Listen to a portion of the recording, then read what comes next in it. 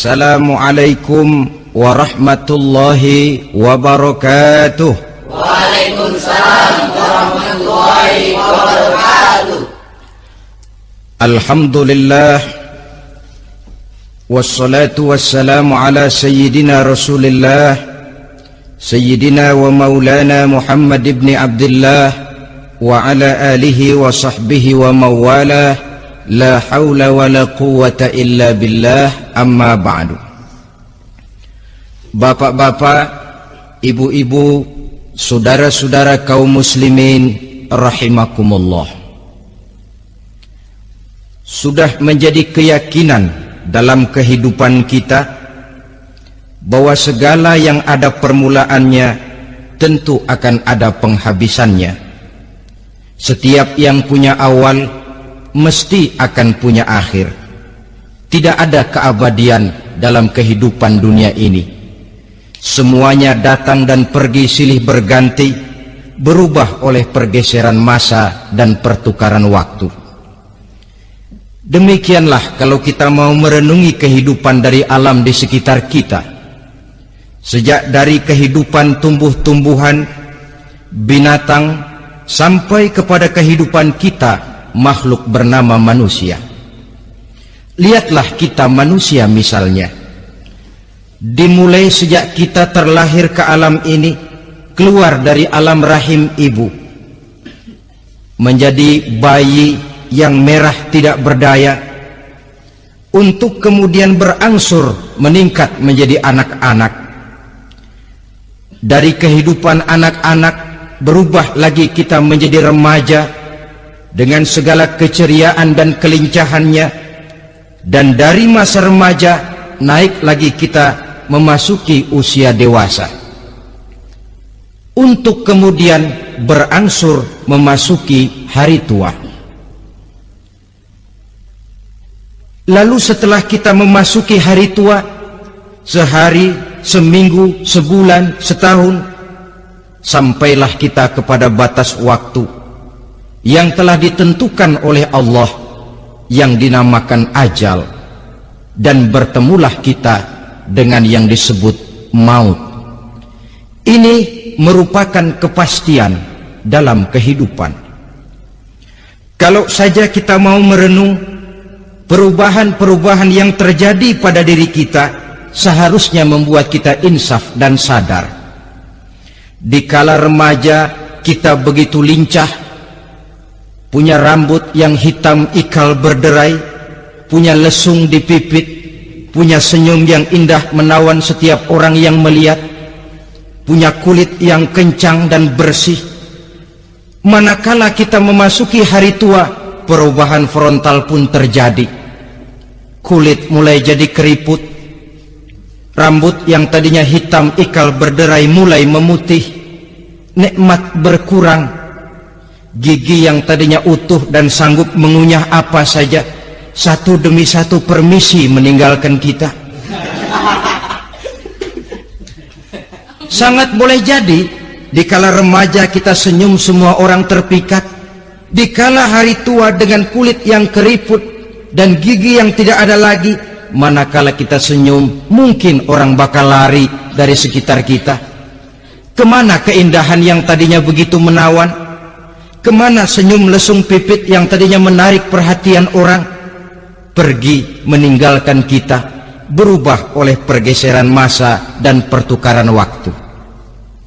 Nah, bila maut datang menjemput kita, selesailah kehidupan sampai di situ? Ternyata belum. Kalau lahir merupakan perpindahan hidup dari alam rahim ke alam dunia, maka mati hakikatnya merupakan perpindahan hidup dari alam dunia ini ke alam kehidupan yang berikutnya, yang dinamakan dengan alam barzah. Andai kata hidup cuma sekali, secara moral kita sanggup berkata, alangkah tidak adilnya Tuhan. Kenapa? Dalam kehidupan ini kan aneka ragam terjadi. Ada orang yang zolim, ada orang yang dizolimi, ada orang yang membunuh, ada orang yang terbunuh, ada orang yang kaya, ada orang yang miskin, Ada orang yang jujur, ada orang yang menghalalkan segala cara, sehingga banyak ketidakadilan yang terlepas daripada pengadilan dunia. Lalu orang pun bilang, di dunia ini katanya banyak pengadilan tapi sulit keadilan. Di dunia ini mudah mencari pengadilan tapi sulit untuk mencari ketidakadilan. Andai kata hidup cuma sekali, tidak akan ada hidup sesudah hidup yang sekarang ini. Bagaimanakah nasib mereka yang lepas dari pengadilan dunia ini? Alangkah tidak adilnya Allah, andai kata tidak ada kehidupan sesudah hidup yang sekarang. Tentulah akan terjadi di mana orang menghalalkan segala macam cara untuk mencapai tujuan. Yang penting kan saya kaya, yang penting kan saya punya jabatan dan kedudukan tinggi. Kalau perlu jilat atas, kalau perlu sikut kiri kanan, sikut kiri kanan, kalau perlu injak bawah, injak yang bawah. Ini prinsip daripada orang-orang komunis, dan pantas karena mereka tidak percaya kepada kiamat, pantas karena mereka tidak percaya akan adanya kehidupan sesudah hidup yang sekarang ini. Maka saya menghimbau kepada seluruhnya, kita sudah kadung menyepakati negara ini berdasarkan Pancasila. Kita sudah kadung konsensus bahwa PKI dengan seluruh ajarannya tidak punya hak hidup di bumi Pancasila yang kita cintai ini. Maka salah satu ajaran PKI tujuan menghalalkan cara. Kita orang Indonesia yang berbudi pekerti luhur, yang punya nilai budaya tinggi, janganlah sampai mencaci PKI, membubarkan PKI, mengutukkan PKI, tapi dalam kehidupan sehari-hari prakteknya prinsip komunis kita pakai. Apa itu? Tujuan menghalalkan cara. Asal sudah tujuan tercapai, cara apapun saja halal. Itu pandangan hidup orang yang tidak percaya kepada adanya hari akhirat. Sebagai muslim yang yakin akhirat ada, kiamat pasti akan datang, hidup tidak cuma sekali. Maka kalau kita zalim, kalau kita berbuat aniaya, kalau kita melakukan korupsi, kalau kita merugikan orang lain, boleh jadi kita terlepas daripada pengadilan dunia. Tapi ingatlah, kita tidak akan pernah lepas dari pengadilan Allah, pengadilan Qadhi Rabbul Jalil, di mana kita akan diadili dengan seadil-adilnya, dan tidak satu perbuatan yang bersifat salah, yang bagaimanapun kecilnya, yang akan lepas dari pengadilan di akhirat itu nanti. Pantas saja kalau satu hari malaikat Jibril datang menasihati Rasulullah sallallahu alaihi wasallam, yang artinya juga menasihati kita semua. Apa kata malaikat Jibril kepada baginda Nabi? Ya Muhammad, ish ma syi'ta fa innaka mayyitun. Hai Muhammad, hiduplah semau kamu, tapi jangan lupa kamu pasti akan mati. Kalau memang dilarang tidak terlarang, dicegah tidak tercegah, kamu mau melaksanakan hidup menurut maumu sendiri, persilakan, hiduplah menurut mau dan gayamu. Tapi jangan lupa, fa innaka mayyitun, satu saat kau pasti bakal mati. Dan mati itu bukan akhir dari segalanya, dia babak baru bagi kehidupan selanjutnya. Silakan hidup menurut maumu, tapi jangan lupa kau pasti akan mati. Wa'mal ma syi'ta fa innaka majziyun bih. Kerjakan apa saja yang kamu mau. Kalau kau mau menghalalkan segala macam cara, persilahkan halalkan segala macam cara. Tapi jangan lupa kau akan mendapat balasan dari seluruh amal perbuatanmu. Wa ahbib ma syi'ta fa innaka mufariquhu. Dan cintailah apa saja yang mau kau cintai. Kau cintai anak istrimu, silahkan. Kau cintai harta bendamu, tafadhal. Kau cintai tanah airmu, kau cintai pangkat dan jabatanmu, persilahkan.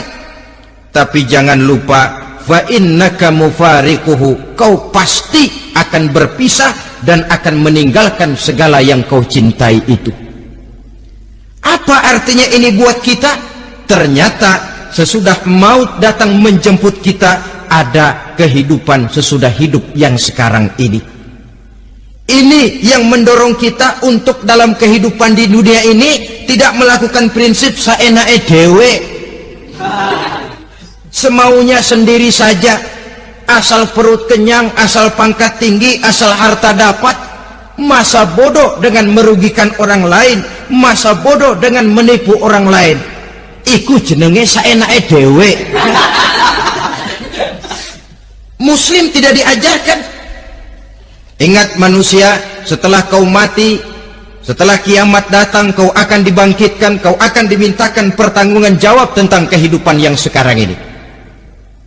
Saudara hadirin, oleh sebab itu kalau kita bicara soal kiamat, soal akhirat, ini memang masalah yang gaib, yang sepenuhnya tidak bisa dicernakan dengan kemampuan penalaran intelektual. Dasar di dalam membicarakan ini tidak lain adalah iman kita kepada Allah Subhanahu wa ta'ala. Bukan cuma zaman sekarang, dari zamannya Nabi. Orang itu kalau sudah bicara kiamat, bicara akhirat, ada yang ragu-ragu, ada yang menolak sama sekali. Bukan dari zaman sekarang, dari zaman dulu. Pernah kok satu saat Rasulullah itu dakwah menceritakan, saudara-saudara, akan terjadi kiamat di mana Allah akan membangkitkan manusia dari kuburnya untuk memintakan pertanggungan jawab. Ini dalam dakwahnya Nabi pidato macam itu. Apa reaksi orang? Yang beriman ya mantap, tapi yang tidak beriman, bajingan-bajingan Quraisy ini,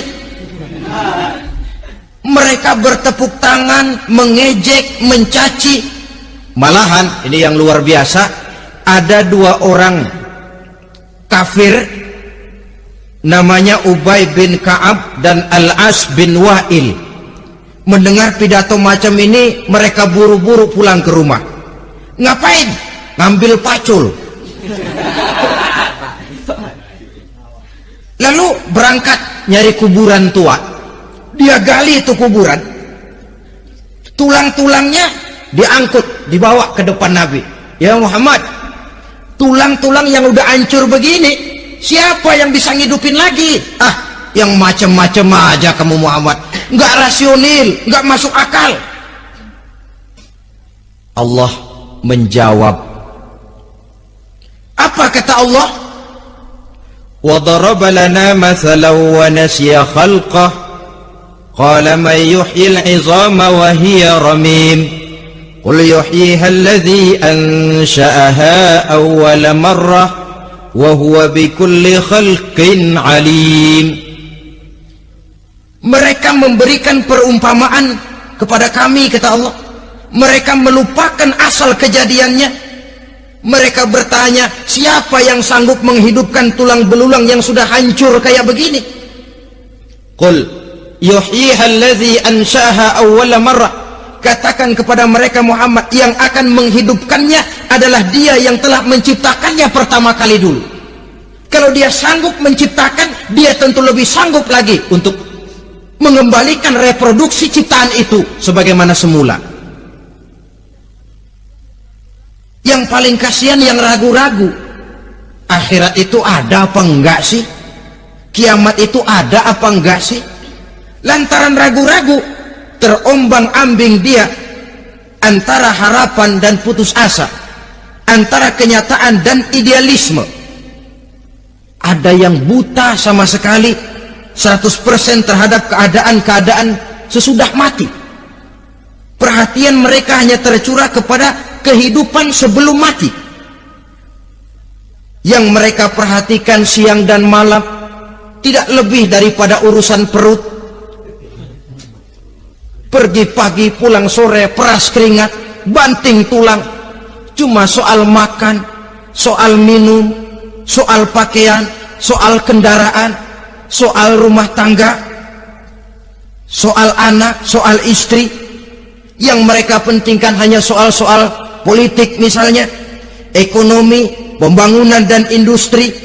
Untuk soal-soal kayak begitu, giat betul, habis seluruh waktu untuk memikirkan meningkatkan kebudayaan, politik, sosial, ekonomi.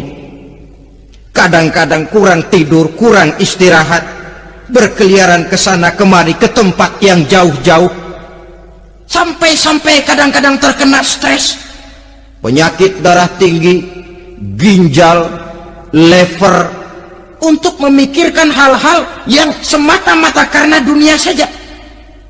Lantas boleh jadi mereka mendapatkan kekayaan yang berlimpah ruah, mendapatkan kedudukan yang tinggi, nama yang semerbak, dikenal orang di barat dan di timur, di utara dan di selatan. Tetapi alangkah kecewanya mereka jikalau datang ajal menjemput nyawa, mati mereka, meninggalkan harta yang banyak, nama yang masyhur, mereka disebut dengan jasa-jasanya.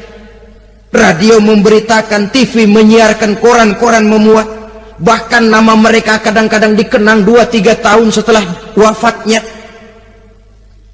Tetapi dalam pada itu roh mereka merintih, mengeluh, menderita, karena dilemparkan oleh Allah ke tempat-tempat yang kotor, penyesalan yang sudah tidak akan ada gunanya lagi.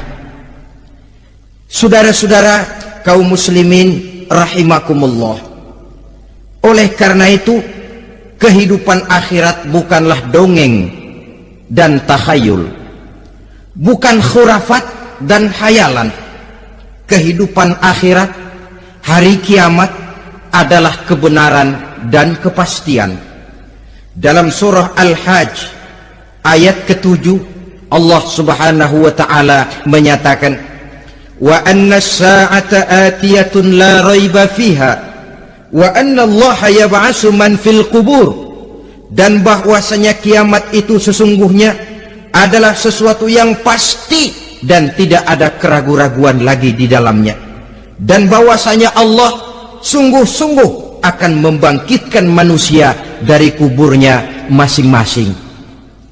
Nah, kalau kita sudah yakin kiamat sesuatu yang pasti adanya, akhirat sesuatu yang pasti adanya, dari mana pembicaraan tentang kiamat ini kita mulai? Tentu dari diri kita. Marilah kita mencoba melihat proses perjalanan hidup ini sampai kita memasuki kiamat. Hadirin, tidak ada makhluk secantik manusia. Tidak percaya? Pernah keragunan? Nah, saudara masuk ke kebun binatang, segala macam makhluk ada di situ, ratusan macam jenis binatang. Bandingkan dengan saudara, kira-kira cakep mana?